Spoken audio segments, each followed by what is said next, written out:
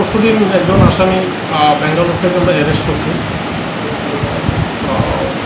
সে 108 নম্বর কেসে ওয়ান্টেড ছিল আমাদের তেলেঙ্গানা থানায়। যে কেসটা রেজিস্টার হয়েছিল গত মাসের 31 তারিখ।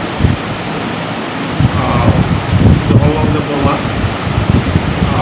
যে অপহরণ করছে সেরকম একটা অভিযোগ ছিল, শোক সাধন জমা দিয়ে ওনারই ছেলে।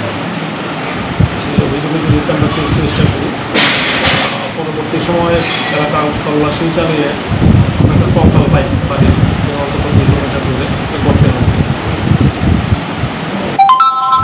তারপরে মোবাইলের লোকেশন আমরা ট্রেক করি কোথায় আছে, তার অবস্থান আমরা জানতে পারি ব্যাঙ্গালোরে আছে।